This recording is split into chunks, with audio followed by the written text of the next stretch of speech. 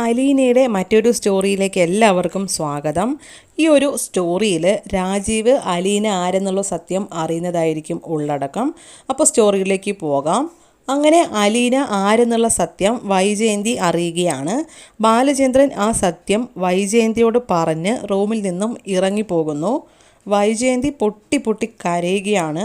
അലീന വീട്ടിൽ വന്നപ്പോൾ തൊട്ടുള്ള കാര്യങ്ങളെല്ലാം ഓർക്കുകയാണ്. ആ സമയം അലീന വീട്ടിൽ വന്നപ്പോൾ മുതലുള്ള കാര്യങ്ങളെല്ലാം ഓർക്കുന്നു. അലീനയെ ദ്രോഹിച്ചപ്പോഴും വഴക്കിട്ടപ്പോഴും എല്ലാം അലീന കൂടെ വൈജയന്തിയോട് ഒരു കാര്യം പറഞ്ഞിരുന്നു.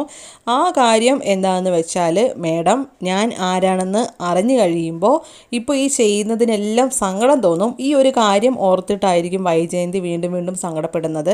അന്ന് ആ പറഞ്ഞ കാര്യത്തിൻ്റെ കാരണം ഇതായിരുന്നു എന്ന് മനസ്സിലാക്കുന്ന നിമിഷമായിരുന്നു അത്. അലീന ആ പറഞ്ഞ കാര്യമോർത്ത് വൈജയന്തി വീണ്ടും വീണ്ടും പൊട്ടിക്കരയുകയാണ്. അറിഞ്ഞില്ല എൻ്റെ പൊന്നുമോളാണെന്ന്. ഈശ്വര, എൻ്റെ കുഞ്ഞായിരുന്നോ അലീന? അന്ന് ജനിച്ചയുടൻ മരിച്ചുവെന്ന് ആങ്ങളമാരും അമ്മയും പറഞ്ഞ ആ കുഞ്ഞ് അപ്പോൾ ജീവനോടെ ഉണ്ടായിരുന്നോ? അലീന എൻ്റെ മോളാണെങ്കിൽ അവൾ എൻ്റെ വാത്സല്യം പോലും കിട്ടാതെ ഒരു അനാഥയെ പോലെ എവിടെയോ കഴിഞ്ഞു പോയില്ലേ? ഇതിനെല്ലാം കാരണം ഞാൻ ഒറ്റൊരുത്തിയാണ്. ഇതെല്ലാം സംഭവിച്ചത് ഞാൻ കാരണം മാത്രമാണ്. ഇനി ഞാൻ ജീവിച്ചിരുന്നിട്ട് എന്ത് കാര്യം? എല്ലാം അവസാനിപ്പിക്കണം. അതിനു മുമ്പ് എനിക്ക് കുറച്ച് കാര്യങ്ങൾ ചെയ്ത് തീർത്തേ മതിയാകൂ. ഇങ്ങനെ സ്വയം കരഞ്ഞ് സംസാരിച്ച ശേഷം സ്വയം സംസാരിക്കുന്നു. അതിനുശേഷം വൈജയന്തി ഫോൺ എടുത്ത് രാജീവിനെ കോൾ ചെയ്യുകയാണ്. കരഞ്ഞ് ഇടറിയ ശബ്ദത്തോടെയാകും വൈജയന്തി രാജീവിനെ കോൾ ചെയ്യുന്നത്. വൈജയന്തി പറയുകയാണ്, ഹലോ രാജീവേട്ടാ, എനിക്കിപ്പോൾ തന്നെ രാജീവേട്ടനെ കാണണം. എന്തു പറ്റി മോളെ? നിൻ്റെ സൗണ്ട് എന്താ ഇങ്ങനെ? വീണ്ടും ബാലചന്ദ്രൻ വല്ല പ്രശ്നം ഉണ്ടാക്കിയോ അലീനയുടെ കാര്യം പറഞ്ഞിട്ട്? വൈജയന്തി ഇതിന് മറുപടി കൊടുക്കാതെ കരഞ്ഞുകൊണ്ട് വീണ്ടും പറയുകയാണ്, ഞാൻ പറഞ്ഞില്ലേ രാജീവേട്ടാ, എനിക്ക് രാജീവേട്ടനെ ഇപ്പോൾ തന്നെ കാണണം. ഇങ്ങോട്ടൊന്ന് വരാൻ സാധിക്കുമെങ്കിൽ പറയോ? ശരി, ഞാൻ ഇതാ പുറപ്പെടുകയാണ്. ഫോൺ വെച്ച ശേഷം രാജീവ് സ്വയം പറയുകയാണ്, ഇങ്ങനെ എന്തോ ഉണ്ടല്ലോ പന്തികേട്, എന്തായിരിക്കും എന്നിങ്ങനെ സ്വയം ഇങ്ങനെ സംസാരിക്കുന്നുണ്ട്. എന്നാലും എന്തിനാകും അതിനെ വൈജയന്തി ഇങ്ങനെ കാണുമെന്ന് പറഞ്ഞേ? സംസാരത്തിൽ സങ്കടവും ദേഷ്യമൊക്കെ ഉണ്ടല്ലോ. ഏതായാലും നേരിട്ട് പോയി മനസ്സിലാക്കാം. അങ്ങനെ രാജീവ് വൈജയന്തിയുടെ അടുത്തേക്ക് എത്തുകയാണ്. അലീന ആയിരിക്കും ഡോറ് തുറന്നു കൊടുക്കുന്നത്. അലീനയെ കാണുമ്പോൾ തന്നെ രാജീവിന് ദേഷ്യം വരുന്നുണ്ട്. എന്നിട്ട് പറയാണ്, നിനക്കിപ്പോൾ സമാധാനം ആയല്ലേ? എൻ്റെ പെങ്ങളുടെ ജീവിതം കുളം തോണ്ടാൻ വേണ്ടി വന്നവളല്ലേ നീ കാത്തിരുന്നോ? നിനക്കുള്ളത് അധികം വൈകാതെ തേരോടി.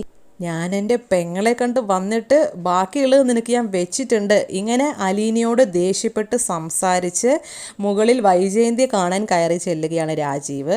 അങ്ങനെ രാജീവ് റൂം തുറന്ന് നോക്കുമ്പോൾ കരഞ്ഞ് തളർന്നിരിക്കുന്ന തൻ്റെ പെങ്ങളെയാകും രാജീവ് കാണുന്നത്. വൈജയന്തിയെ കണ്ടതും രാജീവ് പറയുകയാണ്, അയ്യോ വൈജയ്, എന്തു പറ്റി മോളെ? എന്തിനാ നീ ഇങ്ങനെ കിടന്ന് കരയുന്നേ? നീ എന്തിനിങ്ങനെ തളർന്നു വാടി ഇരിക്കുന്നേ? എന്തിനാ മോളെ കരയുന്നേ? കാര്യം പറ, എന്താണ്? വൈജയന്തി ഒരു ദേഷ്യഭാവത്തോടെ രാജീവിൻ്റെ മുഖത്തേക്ക് ഒന്ന് നോക്കുന്നുണ്ട്. എന്താ മോളെ ഇങ്ങനെ ദേഷ്യത്തിൽ എന്നെ നോക്കുന്നത്? എന്താ നിനക്ക് പറ്റിയേ? വൈജയന്തി കരഞ്ഞുകൊണ്ട് ഇടറിയ ശബ്ദത്തിൽ ചോദിക്കുകയാണ്, ബാലചന്ദ്രനുമായുള്ള വിവാഹത്തിന് മുമ്പ് എനിക്ക് പിറന്ന ആ കുഞ്ഞെവിടെ? ഇത് കേട്ട ഉടനെ രാജീവ് ഒന്ന് ഷോക്കാകുന്നുണ്ട്. ഞെട്ടലോടെ പറയുകയാണ്, കുഞ്ഞോ? ഏത് കുഞ്ഞ്? നിനക്കെന്താ വട്ടായോ വൈജയ്? എന്തൊക്കെയാ ഈ പിച്ചും പെയ്യും പറയുന്നേ? ആ സമയം വൈജയന്തി പറയാണ്, മതി, ഇനിയും അഭിനയം വേണ്ട രാജീവേട്ടാ. അന്ന് അമ്മയടക്കം നിങ്ങളെല്ലാവരും പറഞ്ഞത് ആ കുഞ്ഞ് മരിച്ചു പോയെന്നല്ലേ? സത്യം പറ, ആ കുഞ്ഞ് മരിച്ചെന്നു പറഞ്ഞത് പച്ച കള്ളല്ലേ? നീ എന്തൊക്കെയാ വൈജയ് പറയുന്നേ? മതി രാജീവേട്ടാ, ഞാൻ എല്ലാ സത്യങ്ങളും ഇപ്പം മനസ്സിലാക്കുന്നു. നിങ്ങളൊക്കെ അന്ന് എന്നോട് സത്യം മറച്ചു വെച്ചത് കൊണ്ടാണ് അതിൻ്റെ പേരിൽ ഇന്നെനിക്ക് ദുഃഖം അനുഭവിക്കേണ്ടി വരുന്നത്. എൻ്റെ ഇപ്പോഴത്തെ അവസ്ഥ ആർക്കു പറഞ്ഞാലും മനസ്സിലാവില്ല. ഞാൻ നീറിയാണ് ഇപ്പോൾ ജീവിക്കുന്നത്. മോളെ, അത് നിന്നോടിപ്പോൾ ഇതൊക്കെ ആരെ പറഞ്ഞത്? അതൊന്ന് പറ. ഈ സമയം വൈജയന്തി പറയുകയാണ്, പറഞ്ഞത് ആരെങ്കിലും ആകട്ടെ, സത്യം എനിക്ക് ഇനിയെങ്കിലും അറിയണം. എന്നോട് ഒരല്പമെങ്കിലും ഇനി സ്നേഹം ഉണ്ടെങ്കിൽ അതിപ്പോൾ തന്നെ പറഞ്ഞേ മതിയാകോ? മോളെ, ആ കുഞ്ഞ് മരിച്ചിട്ടുണ്ടായിരുന്നില്ല. അന്ന് നിൻ്റെ ഭാവി ജീവിതത്തെക്കുറിച്ച് മാത്രമായിരുന്നു ഞങ്ങൾക്ക് ഭയം. ആ കുഞ്ഞിനെ ഒരു ഓർഫനേജിലേക്ക് ഏൽപ്പിക്കുകയായിരുന്നു. ഇത് കേട്ടതും വീണ്ടും പൊട്ടിക്കരയുകയാണ് വൈജയന്തി. എന്തിനെന്നോടാ ചതി ചെയ്തു രാജീവേട്ട? ആ പാവം പിഞ്ചു കുഞ്ഞിനോട് ഇങ്ങനെ കാണിക്കണമായിരുന്നു രാജീവേട്ട. എങ്ങനെ തോന്നി അങ്ങനെ ചെയ്യാൻ രാജീവേട്ട? ഇങ്ങനെ പറഞ്ഞ് വീണ്ടും പൊട്ടിക്കരയുകയാണ് വൈജയന്തി. ഈ സമയം രാജീവ് പറയാണ്, മോളെ നീ കരയല്ലേ, ഞാൻ പറഞ്ഞല്ലോ, നാട്ടുകാർ അറിഞ്ഞിരുന്നെങ്കിൽ എന്താകുമായിരുന്നു നിൻ്റെ അവസ്ഥ, നിൻ്റെ ഭാവി എന്താകുമായിരുന്നു, അതുമല്ല നമ്മുടെ കുടുംബത്തിൻ്റെ മഹിമ എന്താകുമായിരുന്നു. ഇതെല്ലാം ഓർത്തിട്ടാണ് അന്ന് ഞങ്ങൾ അങ്ങനെ ചെയ്തത്. ഇനി പറ, നീ ഇതെല്ലാം എങ്ങനെ അറിഞ്ഞു? ആരാ ഇതെല്ലാം പറഞ്ഞത്?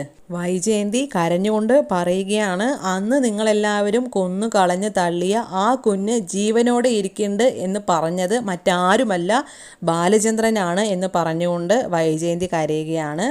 എൻ്റെ പൊന്നോമന പുത്രി ഇപ്പോഴും ജീവിച്ചിരിക്കുന്നുണ്ട് രാജീവേട്ട. മോളെ, അതിനർത്ഥം ബാലചന്ദ്രൻ എല്ലാം അറിഞ്ഞു എന്നാണോ? എന്താണ് ഇതിൻ്റെയൊക്കെ അർത്ഥം മോളെ എന്ന് ചോദിക്കുമ്പോൾ വൈജയന്തി ഇടറിയ ശബ്ദത്തോടെ കരഞ്ഞുകൊണ്ട് വീണ്ടും പറയുകയാണ്, അതേ രാജീവേട്ട, എല്ലാം അറിഞ്ഞു. നമ്മളെല്ലാവരും ഈ വീട്ടിൽ നിന്നും പുറത്താക്കാൻ നോക്കിയ അലീനയാണ് ആ എൻ്റെ പൊന്നോമന പുത്രി. എൻ്റെ വയറ്റിൽ എനിക്ക് ആദ്യം പിറന്ന എൻ്റെ ആദ്യത്തെ കുഞ്ഞ്, അവൾ എന്നെ തേടിയാണ് ഇങ്ങോട്ട് വന്നത്. രാജീവ് ഇത് കേൾക്കുമ്പോൾ ഞെട്ടുകയാണ്. അതിനുശേഷം ചോദിക്കുകയാണ്, അലീനയോ? അതെ രാജീവേട്ട, അലീനയാണ് ആ കുഞ്ഞ്. അവളെല്ലാം അറിഞ്ഞിട്ടാണ് ഇവിടെ എന്നെ സഹിച്ചിരുന്നതും എന്തൊക്കെ സംഭവിച്ചിട്ടും എന്തൊക്കെ പറഞ്ഞിട്ടും ഇവിടെ പോകാതെ പിടിച്ചു നിന്നതും അതുകൊണ്ട് മാത്രമാണ് രാജീവേട്ട. അങ്ങനെ പെട്ടെന്ന് ഒരു കുഞ്ഞ് വന്ന് നീയാണ് അതിൻ്റെ അമ്മ എന്നൊന്നും പറയുന്നതിൽ എനിക്ക് വിശ്വസിക്കാൻ പറ്റുന്നില്ല വൈജയ്. എനിക്കിപ്പോൾ ഇതാണ് വിശ്വസിക്കാൻ തോന്നുന്നത് രാജീവേട്ട. അന്ന് ആ സംഭവങ്ങൾ നടന്നു കഴിഞ്ഞ വർഷവും അവളുടെ പ്രായവും വെച്ച് നോക്കുമ്പോൾ ബാലചന്ദ്രൻ പറഞ്ഞത് സത്യമാണ്. അങ്ങനെയെങ്കിൽ എല്ലാം അറിഞ്ഞ് ബാലചന്ദ്രൻ നിന്നെ ഒഴിവാക്കാതെ ഒന്നും പറയാതെ അലീനയെ പറഞ്ഞു വിടാതെ ഇവിടെ തന്നെ നിർത്തിയെങ്കിൽ അതിനർത്ഥം ആ കുഞ്ഞിനെ ബാലചന്ദ്രൻ അംഗീകരിച്ചു എന്നാകില്ലേ വൈജയ്? അതെ രാജീവേട്ട, ഞാൻ തോറ്റുപോയി. ഞാൻ എല്ലാവരുടെ മുൻപിലും തോറ്റുപോയി. എന്തിനാണ് ഞാൻ ഇനി ജീവിക്കുന്നത്? ഞാൻ ആരോട് മാപ്പ് ചോദിക്കും? അലീനയോടോ അതോ ബാലചന്ദ്രനോടോ? നീ കരയാതെ മോളെ, കാര്യങ്ങൾ ഇത്രയൊക്കെ ആയ സ്ഥിതിക്ക് ഇനി മുൻപോട്ട് പോയല്ലേ സാധിക്കൂ. ഞാൻ അലീനയെ ഒന്ന് കണ്ട് സംസാരിക്കട്ടെ. അങ്ങനെ വൈജയന്തി കരഞ്ഞുകൊണ്ട് ഇരിക്കുകയാണ്. രാജീവ് അലീനയെ കാണാൻ ചെല്ലുന്നു. രാജീവ് നോക്കുമ്പോൾ അലീന അടുക്കളയിൽ ജോലിയിൽ തിരക്കിലാകും.